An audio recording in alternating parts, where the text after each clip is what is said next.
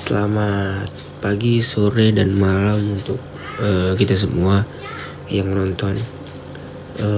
Di sini saya akan menjelaskan organisasi regional. Yang pertama, NATO. Latar belakang NATO.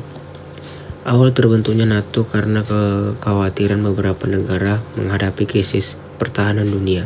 Pada akhirnya negara tersebut mendirikan NATO untuk mengadang kekuatan non-blok timur karena pada saat itu NATO berada dalam kelembagaan tinggi non-blok barat yang pada saat itu terkalahkan oleh non-blok timur.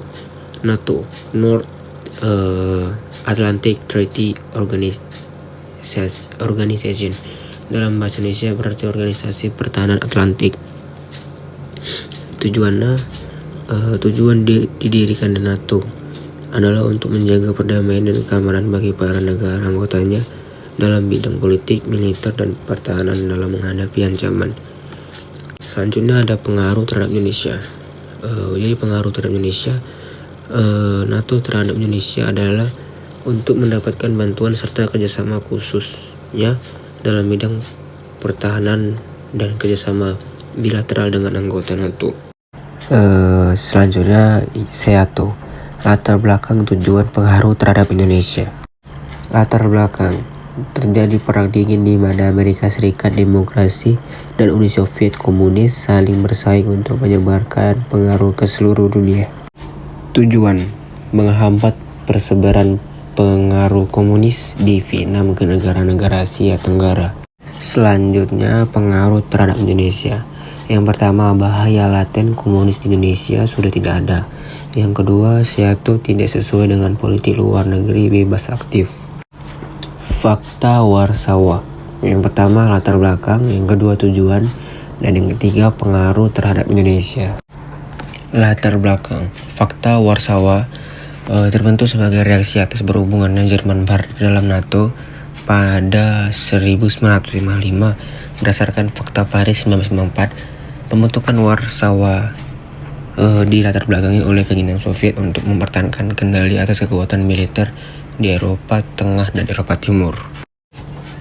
Tujuannya untuk bersatu mengorganisasikan diri dalam upaya menendangi dunia. Selanjutnya itu pengaruh terhadap Indonesia. Indonesia mendapatkan bantuan militer dari Uni Soviet guna mendukung perebutan Irian Barat dari Belanda. Selanjutnya ANZUS, latar belakang tujuan pengaruh terhadap Indonesia.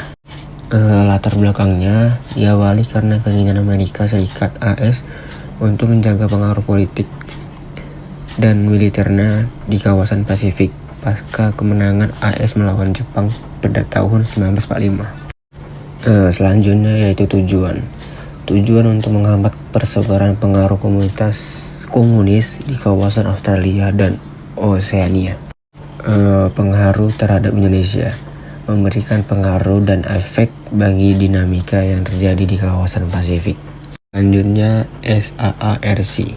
Yang pertama latar belakang, tujuan, dan pengaruh terhadap Indonesia. Latar belakang. Keinginan negara-negara Asia Selatan untuk bekerjasama dengan semangat persaudaraan, kepercayaan, dan pengertian. Tujuannya meningkatkan kesejahteraan negara-negara di kawasan Asia Selatan, menumbuhkan kerjasama dan rasa solidaritas dalam bidang ekonomi, sosial, dan budaya. Pengaruh terhadap Indonesia.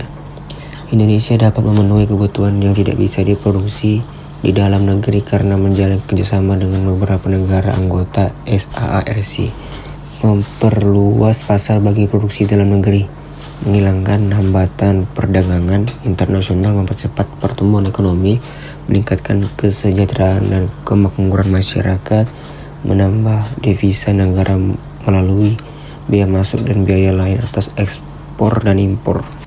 Yang selanjutnya ada APEC. Latar belakang APEC.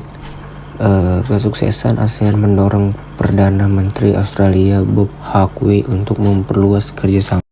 Tujuannya untuk mendorong pertumbuhan ekonomi dan meningkatkan kemakmuran di kawasan Asia Pasifik.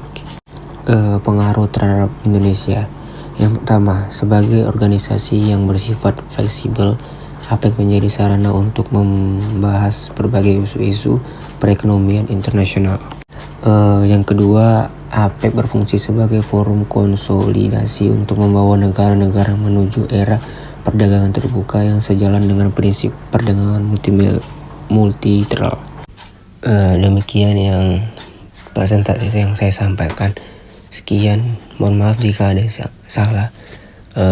Terima kasih. Selamat pagi, sore, dan malam.